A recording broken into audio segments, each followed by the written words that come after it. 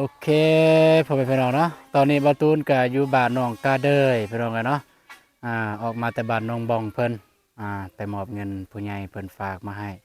น้องบองเมื่อวานนี้ก็ให้น้องกาเดยก็คือผู้ใหญ่ทานเดียวนั่นแหละพี่น้องเนาะคนเดียวกันนั่นแหละแต่ว่าให้คนละคลิปคนละวักคนละตอนพี่น้องเนาะโอเคมื้อนี้ก็สิมาอัปเดตบ้านน้องกาเดยเพิ่นว่าทางทีมงานสร้างเฮาเพิ่นได้เฮ็ดหยังแหน่มื้อนี้เนาะ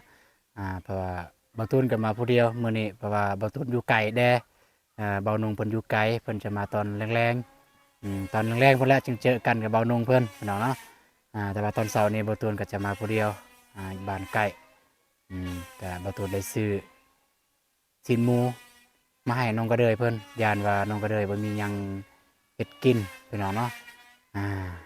โอเคเป็นระยะห่างพี่น้องเนาะก่อนสิเข้าพาน้องกระเดยก็ทักทายสบายดีแล้วก็สวัสดีพ่อแม่พี่น้องเบิดสุขุสุขคนเด้อยินดีต้อนรับสู่อาตูนชาแนลคือเก่า ว่าในไทยลาวแล้วก็ต่างประเทศแล้วก็เป็นญาติบุญอีกทุกฐานเด้อไปพ่อแม่น้อยบ่ไรอ่าฮอนแดดมื้อนี้ฝนตกมากะ7 มื้อประเดี๋ยวแดดมากะ2 มื้อแดดพี่น้องอุ้ยความแดดในพี่น้องเอ้ยอ่าไปเนาะพี่น้องแม่ปัดเปิดภาพมาเพิ่นประกอบแล้วพี่น้องเอ้ยนี่ประกอบแล้วทางสร้างแดงเพิ่น ปุบปับอีหลีนี่สบายดีได้แดงเด้อสบายดีเด้อฮอนเนาะมื้อนี้เนาะ บ่ได้นอนบ่เป็นหยังก็บ่ได้นอนบ่ถามว่าฮ้อนบ่มื้อนี้ โอ้ฮ้อน ฮ้อนแดดเนาะเออ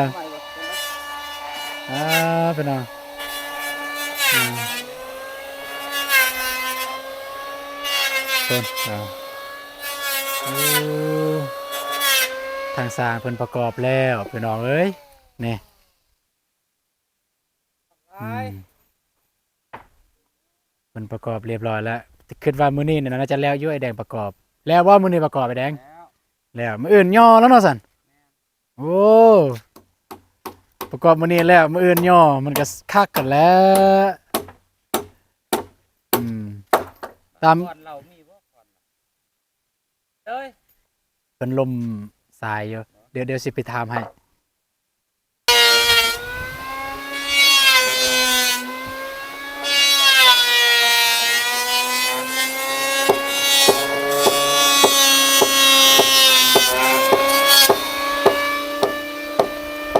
เอ้พี่น้อง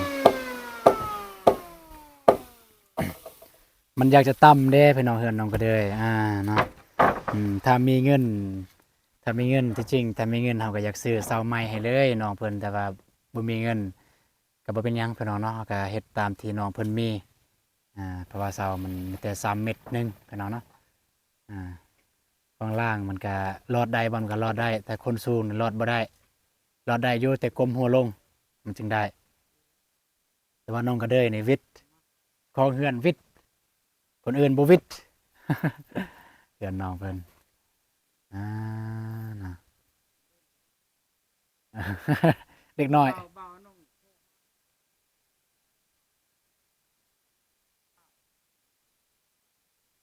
ว่าอยากเปลี่ยนบ่แล้วว่าอะไรเพิ่นว่าถามให้แน่ถามมีอยู่บ่เม็ดสาวนี่อ๋อ200,000เออหรือว่าเพิ่นมีงบซื้อหรือว่าอะไรบ่ฮู้พี่น้องเนาะถ้ามีก็ดีอ่าถ้าบ่มีก็บ่เป็นหยังพี่น้องเนาะเพราะว่าซ้ำนั้นก็ใส่ได้อยู่เราก็เฮ็ดตามที่น้องเพิ่นมีอืม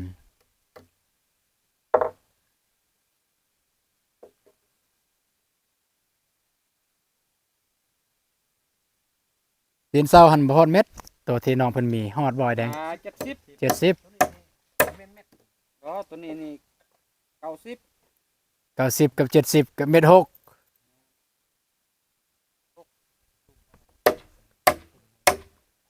เม็ด6ก็ซ้ำเบาตู้นี่แหละสูง แม่นวิทย์กว่าบ่เออพอดีพอดีกันว่าอ่านั่นก็บ้องโน่นๆก็ได้ กลมๆนะ อ่า ต่ำ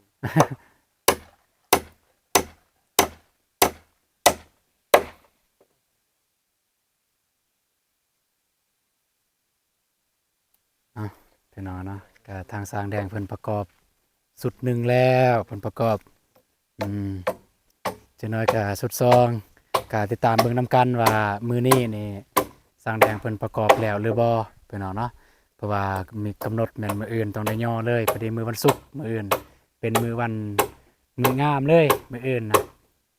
เป็นมื้องามเลยวันย่อเฮือนน้องก็เลยก็บ่ได้รอท่าอีกโดนพี่น้องแต่ประกอบแล้วมื้อนี้มื้ออื่นย่อ อืมเบิ่งเฮือนน้องก็เลยคือจุดจาดอีหลีเนาะมาปุ๊บเฮ็ดปั๊บประกอบเลย จุดจาดอีหลีเนาะเฮือนน้องก็ได้คาดว่าเนี่ยบ่ฮอดอันบ่ฮอดเดือนเฮือนน้องก็ได้นะแสดงเพิ่นเฮ็ดปุ๊บปั๊บซองมาขนาดมันก็บ่ได้ใหญ่แล้วก็เฮ็ดง่ายเฮือนแบบนี้คือเฮือนแบบน้องกระเดิมน้องกระเดิมเฮือนน้องเดิมนั่นแหละคือถ้าทางฝั่งพุ่นฝั่งทีมงานลาวกลางกับเฮือนน้องพันธุ์พี่น้องเอ้ยที่ทีมงานลาวกลางเพิ่นเฮ็ดก็คือเห็นทีมงานเบาลีเบายาวลุงนวดเพิ่นไปเฮ็ดอยู่หั่นพี่น้องเนาะแล้วก็มีไอเตียงไปเห็นอยู่ไอเตียงเพิ่นเข้ามาน้องนิวเป็นทีมงานลาวกลางเพิ่นเฮ็ด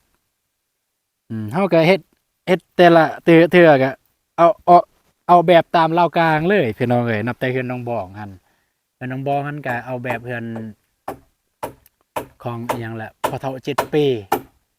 เฮือนน้องบองแต่ว่าก็บ่ได้ตรงบ่ได้เป๊ะเบิดแต่ก็เอาแบบคล้ายๆแบบนั้นแหละพี่น้องเอ้ยมันจึงง่ายดีพี่น้องเวลาเราลมกันกับสร้างว่าแบบนี้สร้างเพิ่นจะเบิ่งวิดีโอว่าวิดีโอทางนั้นน่ะเฮ็ดแบบนี้เพิ่นก็เฮ็ดไวเฮ็ดเป็นนี่ก็ยอมรับว่าทางพุ่นเพิ่นเฮ็ดก่อนพี่น้องเนาะเพราะว่าแต่ยังก็ทางพุ่นเฮ็ดก่อนนับแต่ YouTube นะก็เฮ็ดน้ำลังแต่ว่ามื้อนี้ก็อากาศร้อนคาดว่าเป็นแบบนี้ตลอดไปเลยตลอดปีซะปีนี้บ่ให้ตกแล้วไอ้ต้นชาวเกษตรกรชาวสวนชาวกาแฟฝนตกโดดร้ายมันก็มากมันสิล้นพี่น้องเอ้ยมันบ่ทันสุกมันล้นก่อนเลยพี่น้องมากาแฟไอ้ต้น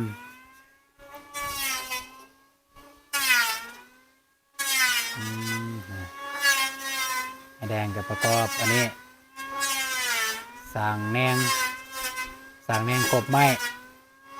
น้องก็เดินเนี่ยคดโค้งอย่างนี้พี่น้องเลย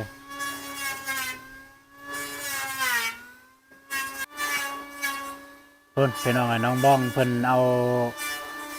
น้องบ้องเอาเหล็กคอนตีมาให้ไอแดงหน้าให้ไอแดงเลยชื่อได้ว่าของน้องเป็นตัวใดให้ไอแดงเลย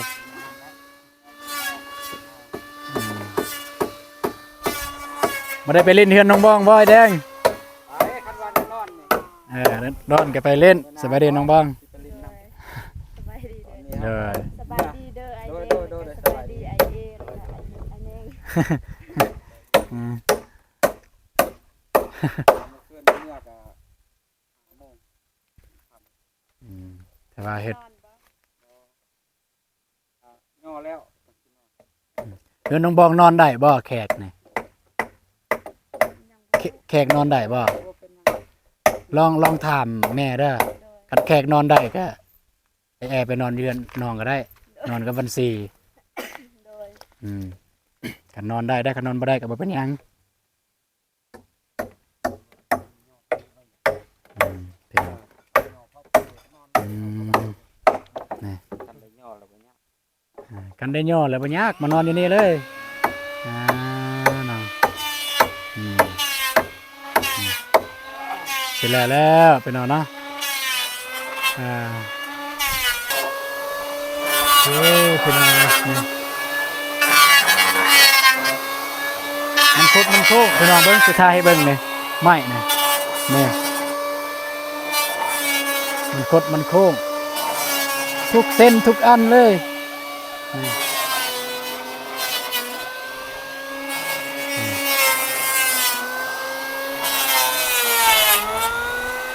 แต่มื้อนี้คิดว่าแล้วกบไม้สำหรับไม้เส้นเพราะว่าเน้นแต่ไม้เส้นแล้วก็การกบไม้แม่นจะบ่ได้กบแบบว่าเลิกเพราะว่าไม้มันน้อยอยู่แล้วพี่น้องเอ้ยนี่ก็สิไม้มันน้อยอยู่แล้วกบซ้ำแบบว่าสำใดสำหนึงก็บ่ถึงกันว่ามันมีหอยมีหยังหลายเอาสำใดสำหนึงพออันนี้คือการคดโคกพี่น้องเอ้ยเนี่ย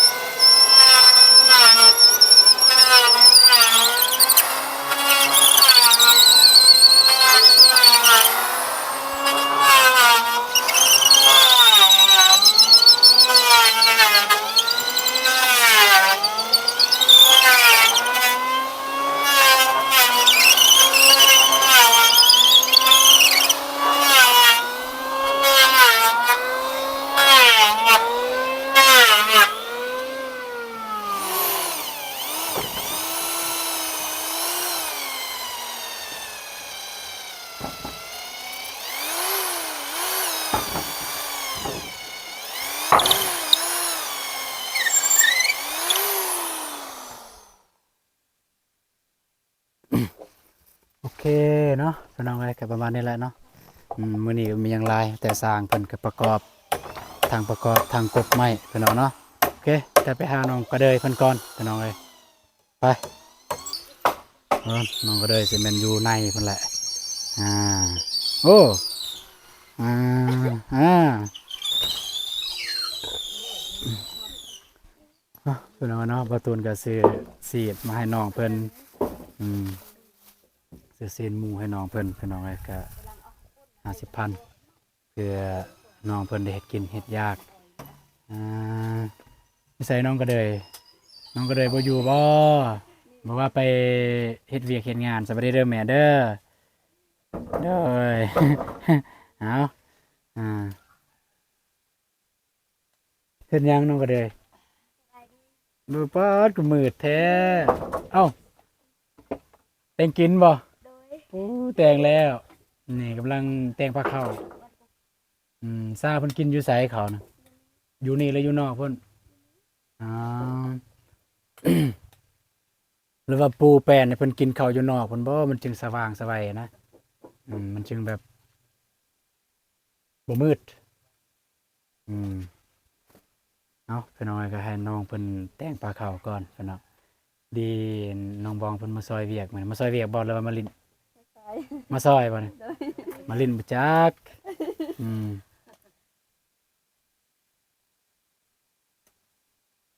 ยาวลง โอเคพี่น้องเอ้ยก็ให้น้องก็ได้เพิ่นแต่งข่าวก่อนแล้วก็จึงมาอัปเดตใหม่พี่น้องเนาะ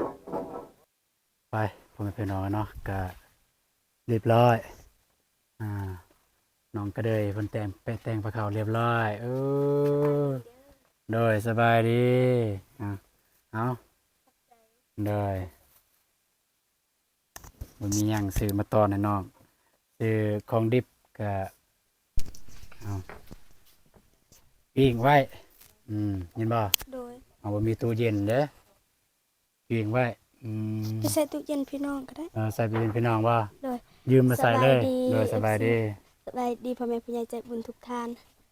สบายดี FC ฟังไทยฟังลาวหรือต่างประเทศ และบ้านเฮาขอสบายดีสวัสดีสุขูสุคน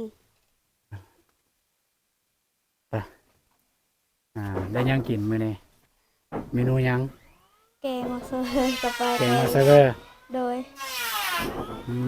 เซเวอร์กับอันนี้หยังล่ะเซเวอร์กับ ไก่ นะ เซเวอร์ใส่แกงใส่ใจร้อนสะหอย เซเวอร์ใส่แกงเซเวอร์ใส่ซีน โดย ซีนไก่ โดย จักโมงแล้วนี่ 11 11 โดย บ่ไปเอิ้นสร้างกินข้าวบ่ซั่นฮอดโมงแล้วเด้ไปพี่น้องไอ้น้องก็เลยเป็นไปเอิ้นสร้างมากินข้าวพี่น้องเอ้ยพอดีบ่าวตูนมาก็พอดีฮอดโมงกินข้าวเลยพี่น้องเอ้ย กินข้าวเด้อ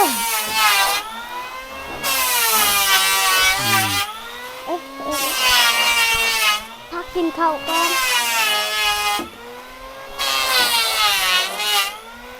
กินข้าวก่อนกินข้าวก่อนนะแดง เจ้าเจ้าเจ้า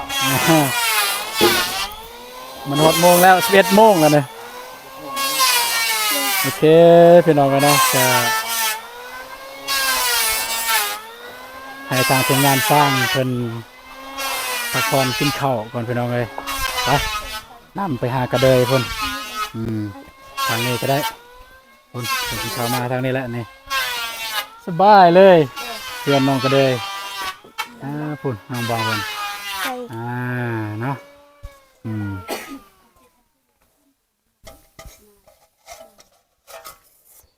ออกมาทางนี้พี่น้องเลยนี่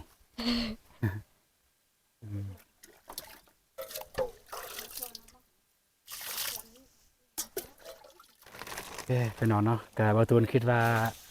การกินอยู่ในมันเพราะว่ามันมืดอะนะคิดว่าปูแปนอยู่นี่บ่ให้ทางสาไปกินเขาวอยู่นี่เลยเนาะปูแปนเลยสันเอาไปนอนเลยปู3-4 แผ่นเนี่ยพอดีแล้วสำนังกินนะ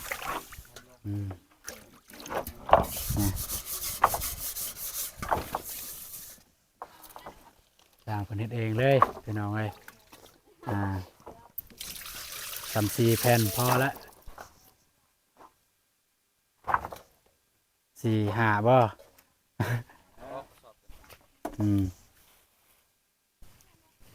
ว่าอยู่เทิงเฮือนมันเฮือนน้องเพิ่นมันแคบๆพี่น้องเอ้ยเป็นแม่นอื่นดอกมันแคบๆมันน้อยแล้วก็ มันมืดแต่คิดว่าทางสร้างเพิ่นกินข้าวอยู่นี่ดีกว่าสัมผัสกับบรรยากาศเย็นๆลมพัดว่อยๆนี่ เจอกันอีกแล้วสร้างแอร์ในตำนานเอานงมาจักมาหันนี่พี่น้องไงมาแล้วซะวางไว้หันแล้วมันสิบอกสิบล่มบ่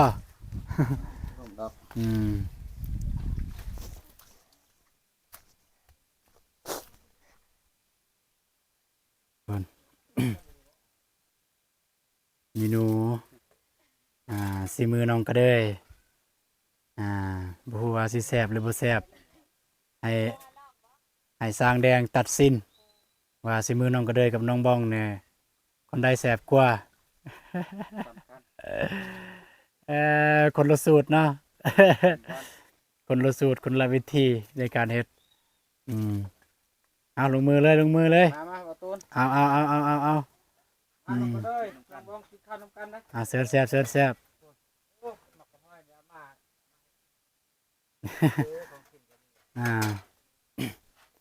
เป็นตะแซ่บอยู่นี่พี่น้องเลยนะนี่คนอนุญาตเด้อปลาหอย ไอ้สลี ปลาตัวบักใหญ่แท้หอยนี่เฮ็ดก้อยคักสุดของน้องเมื่อวานนี่เนี่ยเฮ็ดก้อยแม่นพี่น้องก็คือสร้างแดงเพิ่นถือมาเมื่อวานนี้เพิ่นก็แบ่งให้บ่ตูนนํวานนี้บอกกับใจหลายเด้ออ้ายเด้อ เพิ่นแบ่งไปเด้มือเฮือนก็เฮ็ดก้อยกินพี่น้องเนาะเดี๋ยวบ่ตูนมาก็ตอนไปได้สร้างเพิ่นกินข้าวกินน้ำ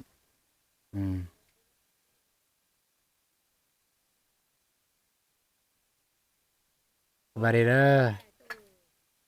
เนี่ยแซ่บแท้ดีพี่น้อง เด้อ บัดเป็นไอ เป็นว่าเป็นไอคือกัน แซ่บปาก น่ะ เอานมเป็นบ้านไก่แด้พี่น้องก็ ว่ามีแต่พระเจ้าบ่กัดนี่ เป็นวัดเบิดสุคนเลยบ่ฮู้ว่านำย้อนหยังสิแม่นนำอากาศมันเปลี่ยนบ่ว่าใดแม่นข้าวหน้าละอากาศมันจะเปลี่ยนไหมบ้านนี้ จะโดนแล้วไป2 เดือนเดือนชาลีเนาะ โอเคไปพี่น้องเอ้ยก็ให้ทางทีมงานสร้างเพิ่นกินข้าวกินน้ำพี่น้องเนาะ คือจะบ่กิน ไปพี่น้องเนาะก็สร้างเพิ่นกินข้าวเรียบร้อยแล้วเนาะท แต่ว่าอาหารนี่ก็แซ่บเติบเด้เบิ่ง ได้จนเบิด จนเบิดเลยนี่ นี่ปาดจนเบิดเลยแซ่บบ่ อร่อยแล้วเห็นยอเลย อืม หอยต นี่มันบ่หมดพี่น้องเอ้ยอ่าไปสิจับเองซะ ำน่ะใส่รถกับซาวกับไปอยู่ ลายอีหลีเนาะเด็กน้อยอยู่เฮือนนี่เนาะเข้ามาแต่ในบ้านพุ่นนี่ลายอีหลีเอายังลายเยอะกับป่าไว้อ่ากินรถน้องบองกินข้าวแล้วบ่ย่างบ่เอาแม่ขึ้นรถโอ้เมื่อกี้บอกไปกินน้ำสางบ่กินเนาะก็สิเป็นอีหยังไปกินน้ำสางเอาสิเบิ่งทางน้องกระเดยกับน้องบองเพิ่นกินข้าวก่อนพี่น้องเอ้ย โกน อ่า ล้างมือก่อน ล้างมือบ่ไปล้างมือ จะโกนเลย มีไฟบ่มันบ่มืดบ่น้องกระเดยเปิดช่วงนี้เนี่ยจะเป็นต้องประหยัดเด้อแต่เข้าใจอยู่ว่าบ่มีเงินเสียค่าน้ำค่าไฟแต่ก็เปิดเลย มันสิมืดไปเอากินบ้านนี่ยกจานหนึง ไปน้องบองมากินข้าวมาซอยกินข้าวคือนั่นนี่ เวียกงานบ่ซอย เรียกงานมาได้ซอยมาซอยกินข้าวน้องกระเดย น้องก็เลยบ่ว่า แต่บ่ตูนนี่สิว่าบัดนี้ เพราะว่าบ่ได้ซอยเวียกแต่มาซอยกินข้าวหยอกพี่น้องเอ้ยหยอกน้องบองเพิ่น จ้ะ น้องเพิ่นก็บ่ได้ไปหัวไปสวนกันนำมื้อนี้น้องบองเพิ่น มาเด้อกินน้ำกัน เอาเอิ้นพ่อแม่พี่น้องไปกินข้าวนํกันแม่เอาเอิ้นอะไร โดย บัดนี้ มาเด้อพ่อแม่พี่น้องและ FC ทุกท่านมากินข้าวนํกันเด้อ บ่ได้ยินเสียงน้องก็เดยโอ้ย ได้เยอะเอากินบาดนี้ลงมือ1 2 3ญาติกันเลย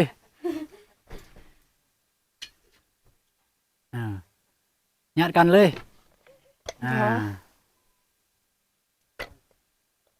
โอเคก็ประมาณนี้แหละพ่อแม่พี่น้องเนาะก็เป็นเวลาย้ายห่างพี่น้องให้ทางซองซาวเพิ่นกินข้าวก่อนพี่น้องเนาะเดี๋ยวจะนอนเบานงเพิ่นมาอัปเดตต่อจ้ะ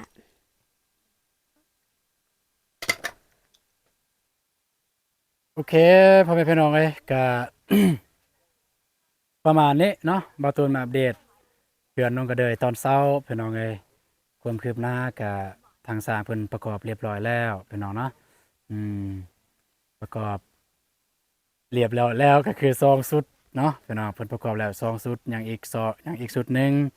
ถือว่ามื้ออื่นแม่นได้ย่อแม่นได้นัดหมายแล้วมื้ออื่นแม่นได้ย่อแล้วเฮือนน้องกระเดยแล้วเราท่าเบิ่งว่าบัดย่อแล้วโหหาเป็นแบบใดเนาะพี่น้องโอเคสำหรับคลิปนี้บ่าวตูนก็สิขอจบคลิปเพียงเท่านี้แต่ว่าเจอกันในคลิปต่อไปพ่อแม่พี่น้องเอ้ยก็ว่า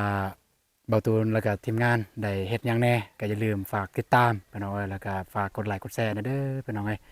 โอเคสำหรับคลิปนี้ขอจบคลิปเพียงเท่านี้แต่ว่าเจอกันในคลิปต่อไปคลิปนี้บ่าวตูนขอกล่าวคำว่าสบายดีเด้อเนาะไปแล้วพี่น้องเอ้ยนี่ฮ้อนแดดทางหลังขึ้นน้องก็เลย